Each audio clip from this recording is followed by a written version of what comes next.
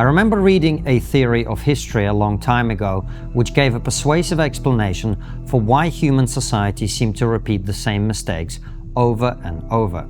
Every generation, it said, only really learns what to do, how to think, and which pitfalls to avoid from the two preceding generations with which it has direct contact. We don't learn lessons from history, we learn them from our parents and grandparents. For proof of this, if you're a man my age, you're likely to know a fair bit about World War II and almost nothing about World War I.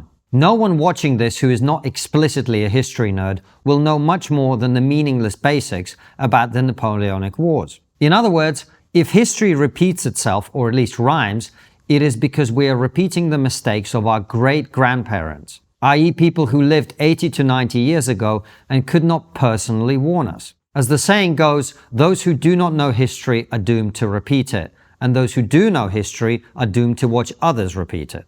This is why I think many people cannot see what is happening on the right following the split which began with the invasion of Ukraine and was wedged open by the Israel-Hamas war. The reason for this video is, of course, the unfolding events of the last few days here in the US, where I'm on a month-long recording trip. The story began when Tucker Carlson hosted Nick Fuentes on his show. Fuentes is a streamer on Rumble, where he expresses his admiration for Hitler, who he says is very cool. He asks his followers to join in chants like, "I will kill and rape for Nicholas J. Fuentes," and gives his latest takes on Jewish power in America, mixing all of this in with comments like "around blacks never relax." When Tucker invited Fuentes on for a softball interview, many on the American right, who've been privately shocked by the recent direction some in their movement have taken, began to openly murmur about whether a dangerous line had been crossed. In response, Kevin Roberts, CEO of the Heritage Foundation, whom we interviewed for TRIGGERnometry on our last visit here, released a video in which he robustly defended Carlson against a venomous coalition which was engaging in, quote,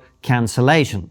He pledged eternal friendship to the former Fox News anchor, while also stating that he did not agree with Fuentes' views. This attempt to pacify both sides only stirred matters further. The following day, Roberts expressed disgust at Fuentes' rhetoric and insisted that the answer was not to cancel, but to engage. The problem for Roberts is that this attempt to sit on two stools cannot work. This became exceedingly clear in his interview with Dana Loesch, throughout which Roberts repeatedly insisted that the answer to bad ideas is to engage them, while simultaneously saying that he would never host Fuentes at Heritage or on his podcast.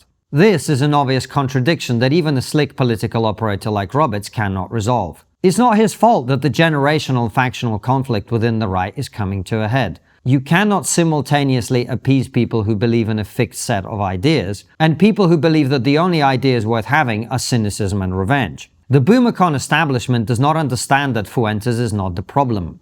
He is a symptom.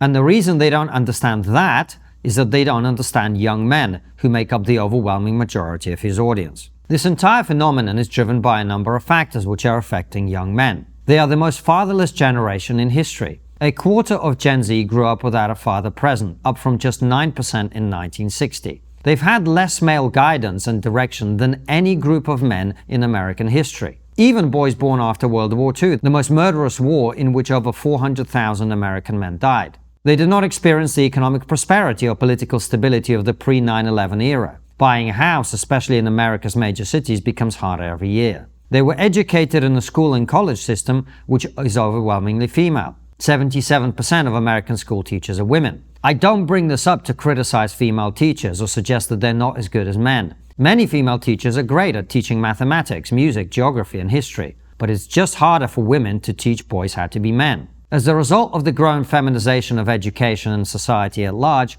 many young men were not taught to channel their aggression, anger, and competitiveness into productive activity. They were instead taught to suppress these natural male urges. And, as any therapist will tell you, you can't keep the things you suppress down forever. Gen Z spent their entire formative years lagging behind women in education and now earnings. Young women without children out-earn men. And for the entirety of this time, they were told that all men are trash, the future is female, and that they were to blame for every ill of humanity. It may be true that women haven't always had a fair deal in society, but that was never the fault of 15-year-old Zoomer boys who understandably bristle at being held responsible for something they neither created nor benefited from. And because they're white men, nobody cares about their problems. Is it really a surprise that some of them are resentful, angry, and openly rebellious? This perfect storm of alienation and the dearth of male guidance presents a lucrative opportunity for a new breed of influencer. Unlike fathers, uncles, male teachers, and sports coaches,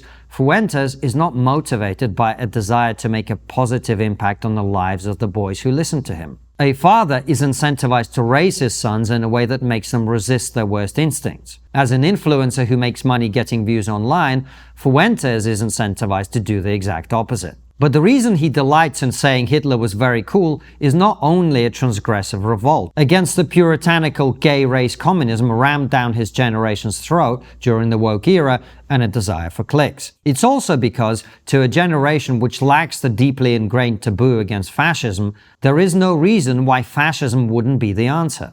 Some of their great-grandparents thought fascism was a great idea for many of the same reasons they do. Don't believe me? Look at the other side of the political spectrum. The British and American left is rapidly rediscovering its love for communism. Old ideas and old hatreds are returning across the Western world.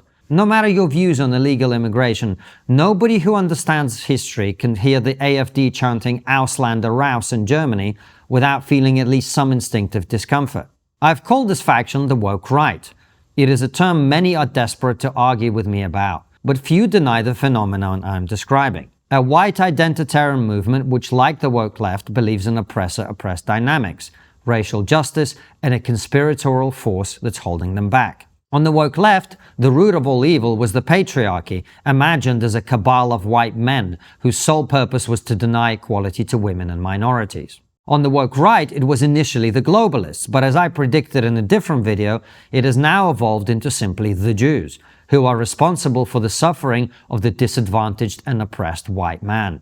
This is what people actually mean when they talk about the collapse of the post-World War II order. Shocked by the desolation caused by that war and the evils of fascism, and coming so soon after the war to end all wars, the West decided it might be a good idea to lay down some spoken and unspoken rules about what we can and can't do. One conclusion was that we let down a persecuted minority and we must never do so again. By the mid-90s, the conclusion remained, but the rationale began to slip from our collective memories. The lesson of the Holocaust became quasi-religious dogma, culminating in the deranged notion that no human is illegal. The result was mass uncontrolled immigration into every Western country for the ensuing decades. Another was the increased focus on compassion and inclusion. It's baddies like Hitler that are obsessed with strength and purity, went the logic. Therefore, we must instead embrace empathy and diversity. This is what historian Tom Holland means when he says that we no longer ask, what would Jesus do, and instead ask, what would Hitler do, and then do the opposite. These well-intended norms have now been taken to such extremes that they increasingly produce extreme results, such as open borders, legalized crime, rampant homelessness, and gender ideology. The backlash against all of this was eminently predictable, so much so that many of us have warned for many years that wokeness would produce an equal and opposite reaction on the right. How could it not? Did you really think that telling one group that they're bad because of their sex and skin color, while celebrating and promoting other groups for their sex and skin color, would not produce an identitarian backlash? In any case, Groypers, as Fuentes fans are known, are not conservatives. They are the voice of a generation which feels ignored, mistreated, and unfairly maligned. They don't want small government, they want revenge. The bulwark against this voice of Cain was shot in the neck and killed on a college campus a few weeks ago. Charlie Kirk was single-handedly leading the Zoomer right away from bitterness and resentment, towards God, family, and service. How and whether the remaining principled conservatives try to resolve this attempt to take over their movement remains to be seen. If you enjoy these videos, remember they're available at konstantinkisin.com as articles days, weeks, and sometimes months ahead of time. Head on over there now and subscribe. The news doesn't just tell you what's happening, it so often tells you what to think is happening. And these days, the biggest red flag isn't what's said, it's what gets left out. That's why I use Ground News. It's the only site and app that compares coverage from across the political spectrum and highlights which stories are being ignored entirely. See for yourself at ground.news/TRIGGERnometry. Their blind spot feed is one of my favorite features.